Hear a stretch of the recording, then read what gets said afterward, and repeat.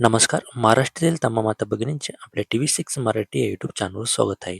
लाडक्या बहिणींनो, आपल्याला खूप सारे असे कमेंट्स आलेले होते, की "सर, आमची जी के-वाय-सी आहे ना, ती आम्ही पूर्ण केलेली आहे. आम्ही चूकसुद्धा इथे दुरुस्त केलेली आहे.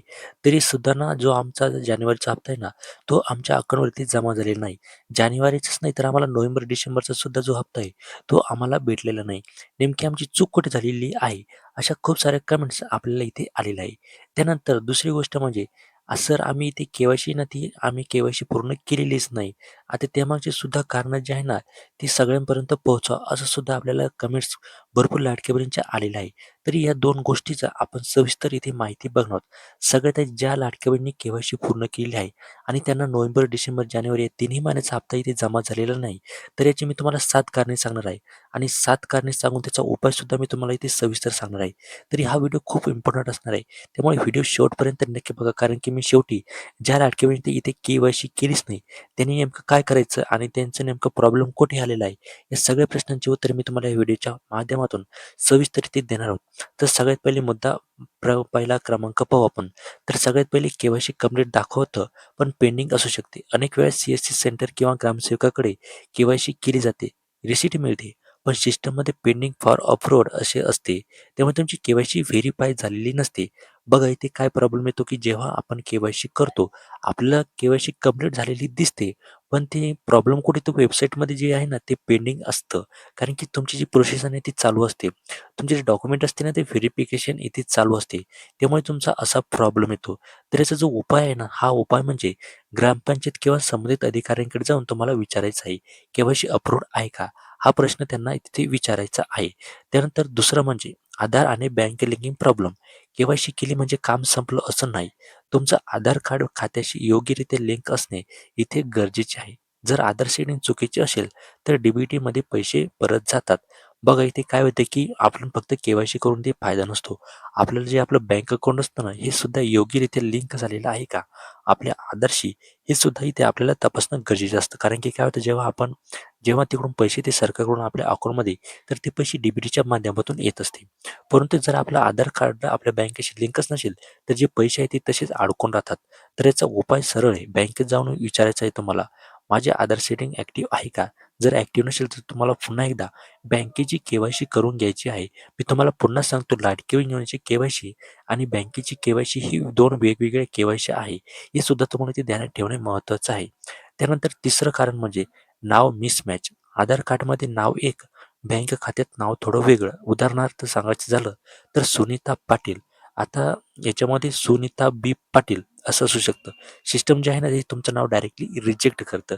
तेव्हा याचा उपाय काय तुम्हाला बँकेत जाऊन तुमचं नाव जे आहे ना, ते अपडेट करायचं आहे किंवा आधारमध्ये करेक्शन तुम्हाला इथे करून घ्यायचं आहे. हा सुद्धा इथे महत्त्वाचा मुद्दा असतो. त्यानंतर चौथं कारण म्हणजे IFSC कोड बदललेला काही बँका मर्ज झालेल्या आहेत. जुना IFSC कोड असल्यास पैसे अडकू शकतात.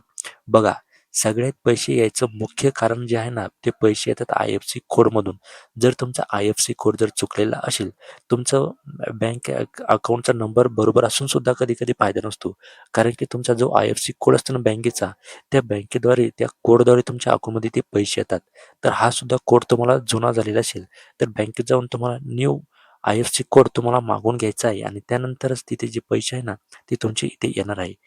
तुमचं जे खातं आहे ना, ते ॲक्टिव्ह आहे का ते सुद्धा तुम्हाला इथे बघायचं आहे. त्यानंतर 5वं कारण म्हणजे खाते इनॲक्टिव्ह. बघा 6 महिने किंवा जास्त व्यवहार नसल्यास खाते इनॲक्टिव्ह होते. सरकार पैसे येताना सिस्टम रिजेक्ट करू शकतं. बघा जर 6 महिन्याच्या आत जर आपण कुठलाही त्या बँकेमध्ये व्यवहार केला नसेल, पैसे काढले नसेल किंवा टाकले नसेल, तर ते खातं ना ते डायरेक्टली इनॲक्टिव्ह होऊन जातं.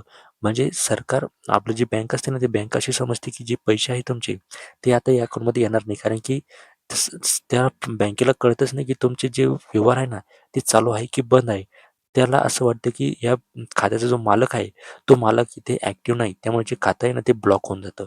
आणि याच्यावर उपाय म्हणजे बँकेत जाऊन छोटा व्यवहार करा. खाते ॲक्टिव्ह करायचं आहे तुम्हाला. पैसे काढायचे आहे, टाकायचे आहे. हे सुद्धा तुम्हाला इथे चालू ठेवायचं आहे. त्यानंतर 6वं कारण म्हणजे अर्ज स्टेटस होल्डमध्ये. काही वेळा अर्जात काही टेक्निकल ऑब्जेक्शन असतो. उदाहरणार्थ कागदपत्र स्पष्ट नाही किंवा माहिती इनकम्प्लीट आहे. पात्रतेचा सुद्धा इथे प्रश्न असतो. अशा वेळेत काय होतं की जे तुमचं स्टेटस असतं ना, ते होल्डमध्ये पडतं. तर याचा उपाय म्हणजे स्टेटस तुम्हाला एकदा तपासायचं आहे आपल्या वेबसाईटवर जाऊन लाडकी बहीण योजनेच्या. जर होल्ड असेल तर लगेच तुम्हाला इथे पुन्हा दुरुस्ती करून घ्यायची आहे. 31 मार्चपर्यंत इथे तारीख आहे. त्यानंतर 7वं कारण म्हणजे पेमेंट सायकल चालू नाही. कधी-कधी के-वाय-सी आणि सर्व ठीक असते, पण त्या महिन्याचा पेमेंट सायकल अजून सुरू नसते. सरकार टप्प्याटप्प्याने पैसे टाकतात. म्हणून पॅनिक होऊ नका. 2 ते 3 दिवस डिले जर झाला असेल, तर थोडा वेट करा. तुमचे पैसे जे आहे ना, ते 100% तुमच्या अकाउंटमध्ये इथे येणार आहे. तर मी तुम्हाला हे 7 मुद्दे इथे सांगितलेले आहे. आता महत्त्वाचा मुद्दा म्हणजे ज्या लाडक्या बहिणी ते के-वाय-सी केलीच नाही, तर त्यांचं काय कारण असू शकतं? तर सगळ्यात पहिले असं होऊ शकतं, की तुम्ही के-वाय-सी करण्यामध्ये हलगर्जीपणा केलेला आहे.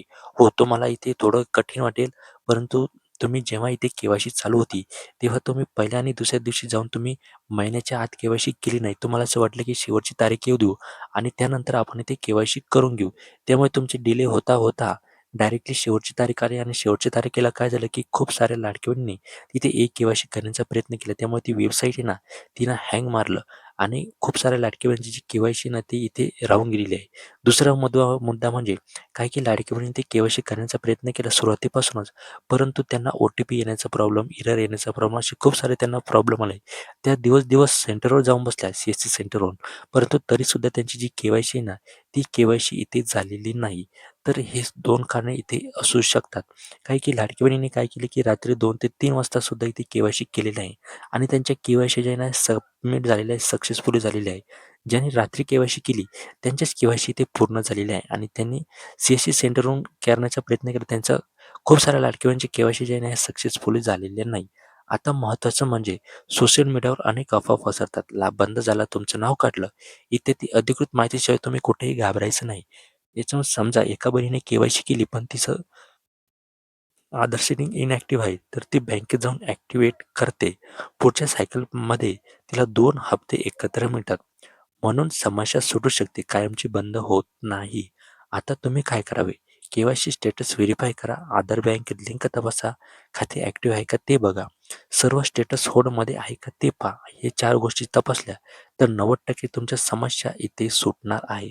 आणि ज्या लाडक्यांनी याआधी के-वाय-सी केलीच नाही, तर त्यांनी सुद्धा इथे घाबरायचं कुठलंही कारण नाही. कारण की त्यांना सुद्धा सरकार असं वाऱ्यावर सोडणार नाही. जर तुमची आता के-वाय-सी चालू झाली नाही, तर दरवर्षी आपल्याला इथे के-वाय-सी करावीच लागणार आहे जून महिन्यामध्ये.